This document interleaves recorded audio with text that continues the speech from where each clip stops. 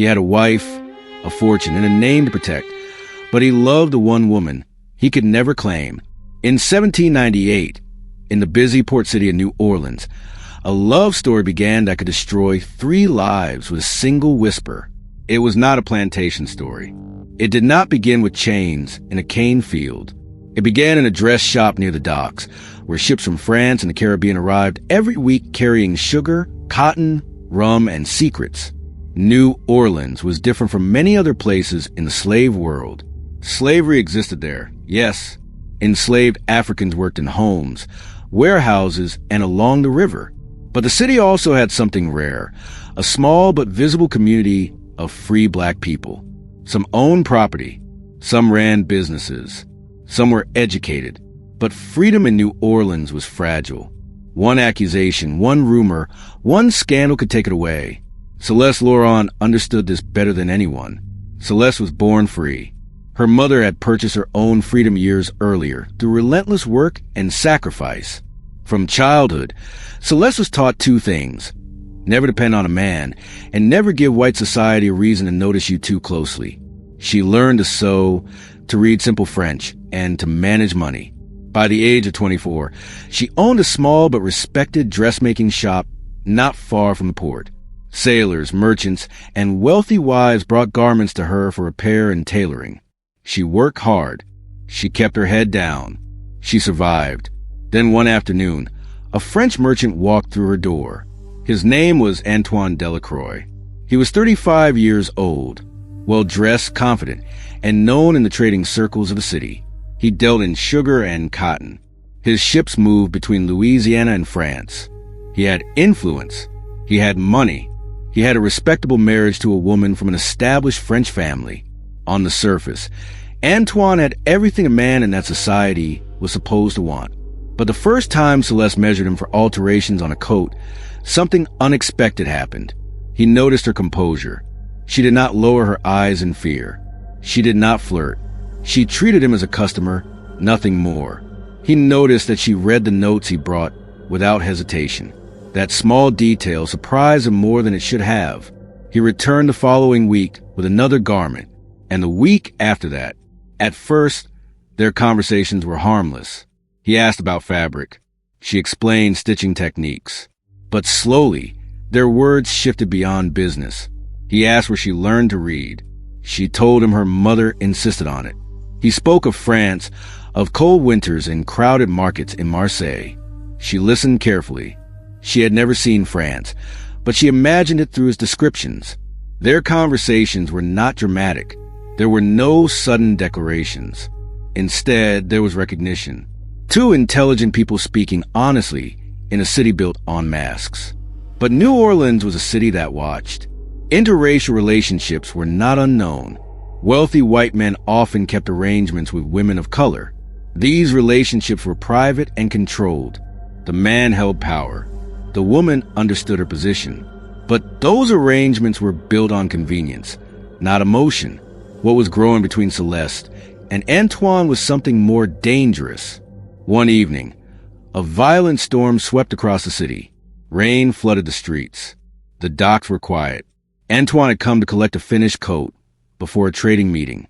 The storm trapped him inside her shop. They spoke for hours that night.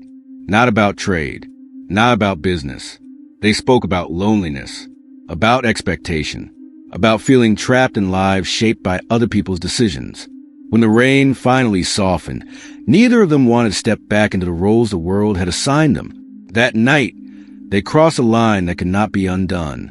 The next morning, Celeste understood the risk clearly. She was a free black woman with property. If Antoine's wife accused her of immoral behavior, Celeste could lose her shop. She could face fines. Her reputation could collapse. In that society, a free woman of color survived by staying invisible. Loving a married white merchant made invisibility impossible. Antoine understood his own risk differently. In his world, reputation was currency. If other merchants believed he was emotionally attached to a free black woman, they would question his judgment. His wife's family could withdraw support. Contracts could disappear. His marriage, though practical, was still politically useful. Despite the risk, they continued. Weeks turned into months. Then Celeste discovered she was pregnant. This was not like a plantation birth, where the child automatically entered bondage. Celeste was free. Her child would legally be free as well. But freedom did not mean acceptance. A mixed-race child born from a married white merchant would carry social tension everywhere she went. When Celeste told Antoine, he felt both joy and fear. He offered money immediately. He offered protection. But Celeste wanted something deeper. She did not want to be hidden as a secret kept in the shadows of a wealthy man's life. She wanted dignity for her child. Before they could find a solution, Antoine's wife began to suspect something was wrong. She noticed his absences. She heard whispers from servants. Eventually, she hired someone to follow him. The truth reached her quietly. She did not confront Celeste publicly. She confronted Antoine. She threatened scandal. She threatened to ruin Celeste's business. She threatened to destroy his trading reputation. Antoine faced a choice: disappear from Celeste's life and protect his status, or quietly provide for the child and risk exposure. He chose the middle path. He arranged legal documents transferring property and funds under complex agreements, so that Celeste and the child would be financially secure without public acknowledgement. It was not courage. It was compromise. Celeste gave birth to a daughter. She named her Amélie. Antoine visited in secret. He held his daughter in the quiet back room of the shop. He never held her in public. Amélie grew up educated. Antoine paid for tutors discreetly. Celeste expanded her business and moved to a better location.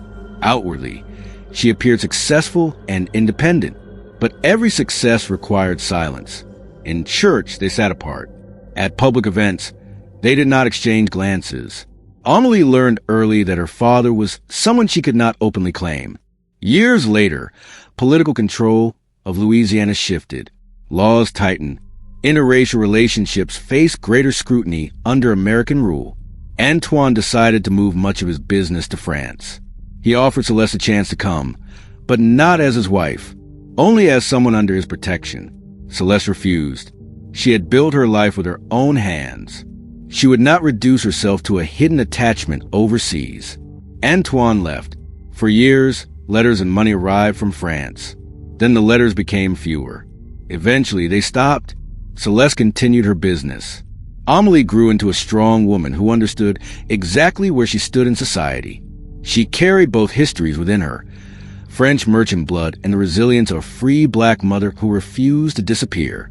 Official records never listed Antoine beside Amélie's name, but family letters, passed down quietly, told the truth. This story matters because it shows something many histories ignore. Not every hidden love story happened in chains. Some happened in cities, under fragile freedom. Some involved women who were technically free, but still bound by social law. Celeste was not enslaved, but the world still tried to control who she could love. And even though Antoine never fully claimed her, their daughter lived. She thrived. She carried the evidence of a love that society tried to reduce to scandal. Love did not overthrow the system. It did not change the law, but it survived inside it. And sometimes, survival is its own quiet rebellion. Subscribe for more of these hidden love stories.